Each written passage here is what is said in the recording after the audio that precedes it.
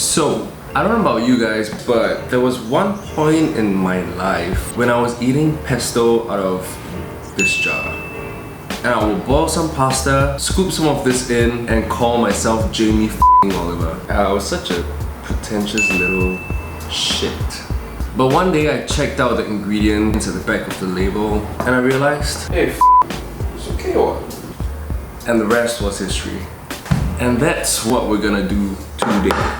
It's easy, it's cheap, and more importantly, it's one of those dishes where people are gonna think you're a freaking master chef when really it took a grand total of like 10 minutes. So yeah,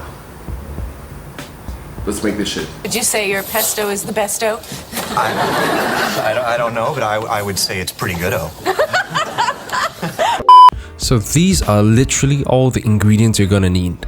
An obscene amount of basil, half a teaspoon of salt, half a cup of pine nuts, 3 cloves of garlic, and 3/4 cups of Parmigiano Reggiano. And lastly, 3/4 cups of the best olive oil that you can find. So before we start, we're gonna toast up our pine nuts to get them nice and fragrant. But be careful not to let them burn. This shit is expensive. I definitely learned from personal experience here.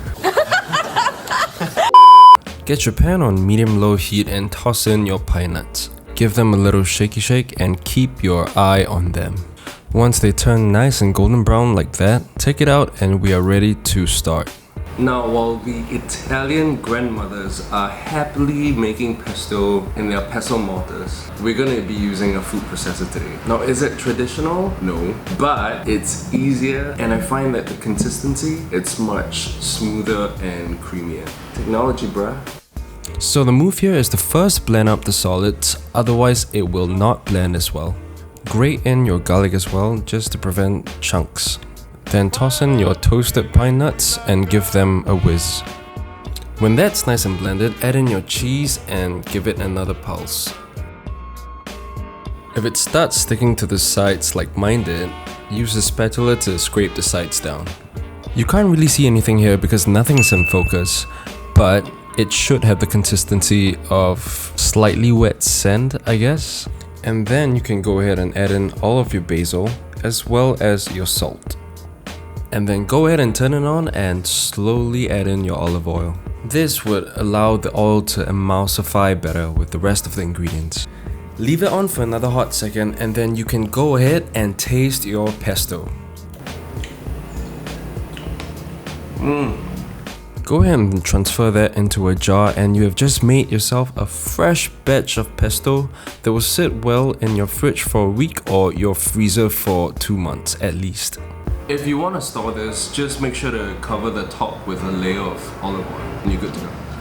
Next up, just boil up some of your favorite pasta and remember to salt your water and save a cup of the pasta water. I made some orrecchiette the previous night, so I'm just gonna go ahead and use that. I really love this because these little cups help to scoop the sauce very well. When that's al dente, toss it in a bowl with at least 3 tablespoons of your pesto with 1 serving of pasta. Add in a small knob of butter and mix it up nicely. Don't forget to use your pasta water for it to emulsify into a beautiful silky sauce. Plate your pasta up, top it up with some more Parmigiano Reggiano, as well as a pinch of black pepper, and you are good to go.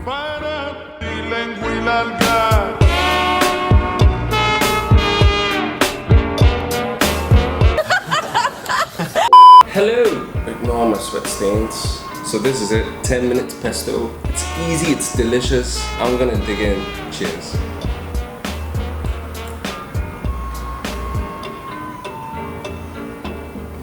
Honestly, this has been left here for a while, but it is still very good. You know how Italians always go. Delicious, easy, satisfying.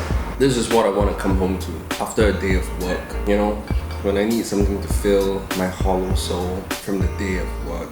Yeah, this is a proper treat. I'm really glad that I made orrecchiette. I don't know if you can see. If you want a video showing how to make this handmade pasta, let me know in the comment section down below. I hope you guys give this a shot. If you enjoyed this video or you learned something, please leave a like and subscribe, and I will see you next time.